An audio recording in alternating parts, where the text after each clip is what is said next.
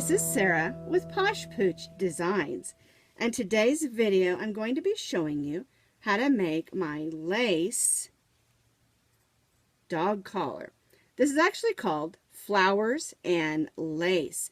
This is a free crochet pattern on my blog, and I'll put that blog link down in the notes underneath the video. It's basically a collar with ties, and you can sew 1, 3, 5, or as many flowers as you want on it. Today we're going to be working with a worsted weight number 4 yarn. I'm going to be making the collar in this off-white, and I'm going to be making my flower in this bright yellow. I think I might make it look like a marigold. For our crochet hook, we're going to be using our H 5mm.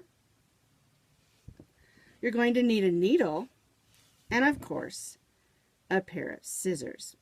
Now you can make this collar in cotton if you want to. I just really prefer the worsted weight number 4. To me it just works really great for a lot of the dog items, and then I can also toss them in the wash. So grab you a little bit of yarn, because it doesn't take much, your H hook, and we'll get started. The first thing you'll need to do is measure your dog's neck. Rosie's neck measures 9 inches, and the way the pattern works is 3 chains equal 1 inch. So you're going to need 3 times 9, and then you'll need a +1 for an additional chain. So for a 9-inch dog neck, you're going to need to chain 28 chains. So basically you'll take your dog's measurement times 3 plus 1. So if your dog's neck is, say, 10 inches, multiply that times 3, which is 30. 10 times 3 equals 30, and then add 1 extra chain, which would be 31. But since Rosie's neck is 9 inches, we're going to chain 28 chains. So we're going to begin with our slip knot, and then I'm going to chain 28 chains.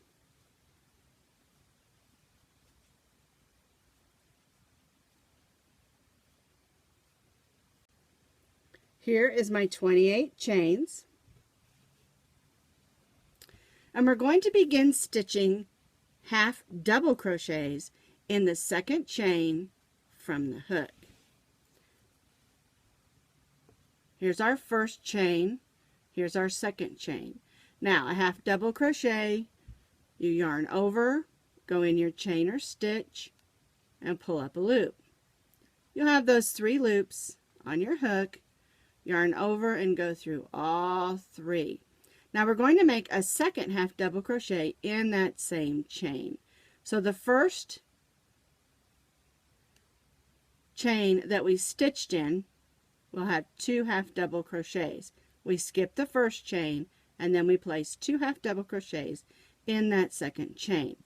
Now we're going to place 1 half double crochet all the way down the chain, and then on the last chain we're going to place 2 half double crochets also.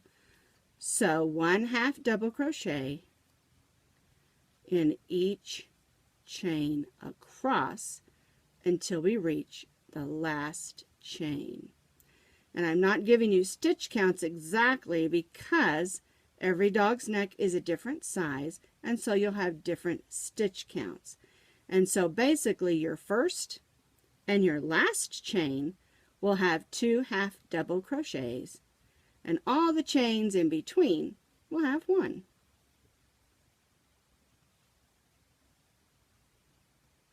So we're stitching half double crochets all the way down our chain until we reach the last one. I stitched half double crochets all the way down till I reached my last chain. And in my last chain, I'm going to place, my yarn's rolling off there. In this last chain, I'm going to place 2 half double crochets. So there's 1 and 2. Now we're going to be turning and stitching down the opposite or other side of the chain. So we're going to just turn, and in that very first chain we're going to stitch 2 half double crochets. And this just helps us ease around the edge, because basically we're going to be stitching a long oval. And then we're going to place 1 half double crochet in each of those chains going back down.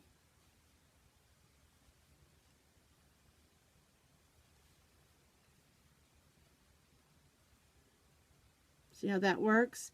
We did 2 in the first one, and then we're stitching 1 half double crochet all the way down the chain, and then when we get to the end again, we're going to place 2 half double crochets. So we're stitching all the way down, working in the opposite or other side of the chain. And if you've never done this, this is a great pattern to practice this, and it's really quite easy.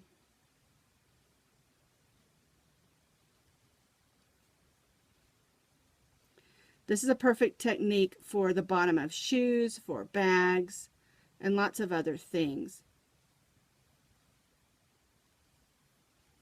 So we're going to continue to work 1 half double crochet in each of the chains on the opposite side of the chain, working all the way back down, and then we'll place 2 half double crochets in that last chain.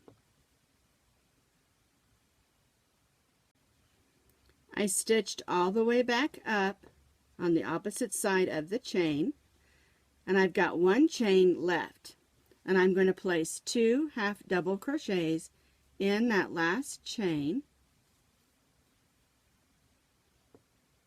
and then I'm going to join to the top of that first half double crochet, almost said single crochet, with a slip stitch, and then I'm going to chain 3. This next row is where we get our lacy look, and what we're going to be doing is chain 3, skip the next stitch, and single crochet in the next stitch. Chain 3, skip the next stitch, and single crochet in the next stitch. And we're going to do this all the way around till we reach back to here, and then we'll join. And you can see it's already looking pretty and lacy. 3 chains, skip the next half double crochet, and single crochet in the next. Chain 3, skip the next half double crochet, and single crochet in the next. And this is what we'll do. We'll work all the way around, working around this edge, all the way back up to here, and then we'll join to that first chain where we started. I finished going along the second edge, making our lacy edge, and I'm back up to the top, and I joined to that first single crochet. And now we're going to go ahead and chain 25 chains, and this is for the first tie. The other tie we'll have to attach. Now I'm going with 25 chains because it's not too long. Now you need to remember that you don't want your chain to get caught in toenails or teeth. Depending on where you tie it, it can slide around, and you just don't want that to be an issue. So be careful not to make your tie too long, but you want it to be long enough to be able to tie a bow. So I cut my yarn. I'm just going to tie off, and what I do is I snug that down nice and tight, and then I take it around my finger and make another knot, snug it down nice and tight, and just clip that string. And that's our first tie. Now here we have to weave this end in, and let's go ahead and do our other tie. So what we're going to do is you want to make sure you go into the collar, not the trim edge, because that trim edge can pull. Okay, and what I do is I just go right down in the end of that tie, and I bring in my new yarn, and I go around both of the strings, and then I let the short one drop and I chain 25. And that will give you something good to tie that off with, because you want to make sure that that tie doesn't come undone. Oops. There we go. Now if you're making this for a smaller dog, you may want to make your ties shorter. It's just totally up to you again. All right. So we're going to do the same thing. We're going to cut that. We're going to tie off, snug that down, make a little knot right in the end of that tie where that braid is, that chain, nice and tight, and clip. Now, if you're afraid that's going to come undone, you can add just a little dab of fray check or fabric glue, and that will hold it. Now we do need to take a couple minutes and weave in these ends, but that is what the lacy part of the dog collar looks like. There's our collar, and we have 2 ties. And the next thing we need to do after we tidy up is add a flower, or 5.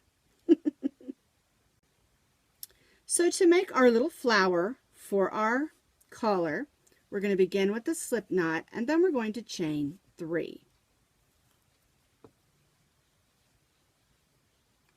We're going to be stitching in the second chain from the hook again. So we're going to put our hook in, and we're going to pull up a loop, go through both loops. We're going to be placing 6 single crochets right in that second chain from the hook. There's 3, 4, 5, and 6. There's our 6 single crochets. We're going to join to that first single crochet with a slip knot, a slip stitch. Pull that through and pull that through that loop. Chain 1, snug that down. And now we're going to go right in that first single crochet and stitch a single crochet, and then we're going to chain 2. Then we're going to go to the next single crochet, stitch a single crochet, and chain 2. And we'll do this all the way around. Single crochet, chain 2. Single crochet, chain 2. And we should have done this 6 times. So here's 1, 2, 3, 4. This will be 5 and 6. We're going to join to the top of that first single crochet, and then we're going to go right in that first chain 2 space and stitch a single crochet. Now in this same chain 2 space, we're going to stitch 2 double crochets. Whoops. There we go. My yarn pulled a little. Yarn over, go in this space, pull up a loop, yarn over, go through 2, yarn over, go through 2. So we stitched a single and 2 doubles, and now we're going to stitch another single right in that same space. And that's our first petal made. Now we're going to go to the next chain 2 space, stitch a single crochet, 2 double crochets, and a single. Alright, so we got 1 single, so let's stitch 2 double crochets.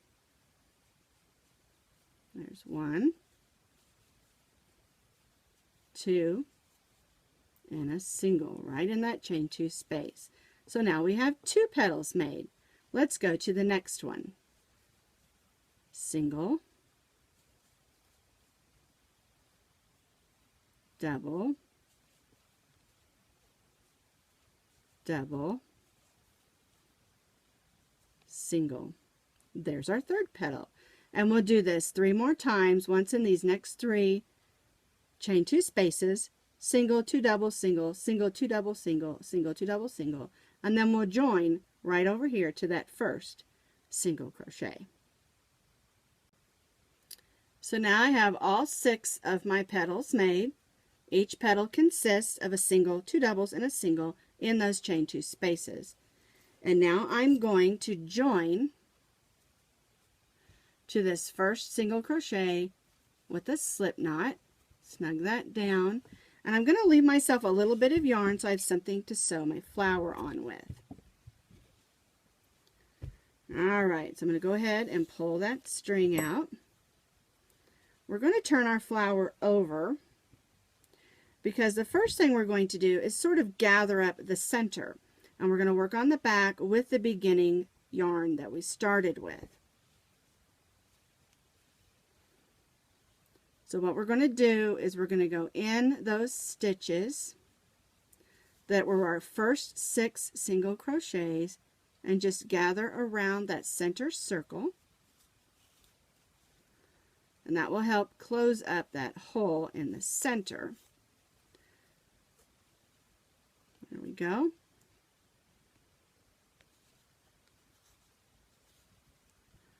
Close that up, and then we're just going to weave that in. I'm going to go back and forth, going through a few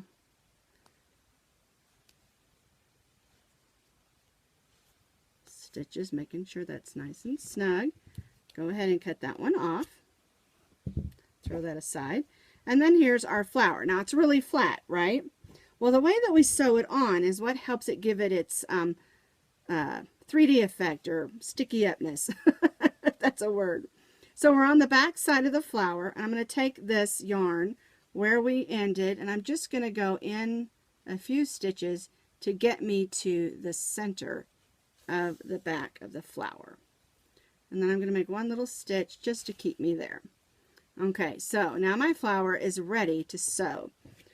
So I'm going to go ahead and find my center. Here's my center. Even if I put more than one flower on, I like to put the one in the center on first and work around it. So here's my flower. Place it right in the center. Go through to the back. And what I'm going to do is I'm going to go around these stitches like this. And as I do that, it's going to gently gather that up just a little bit.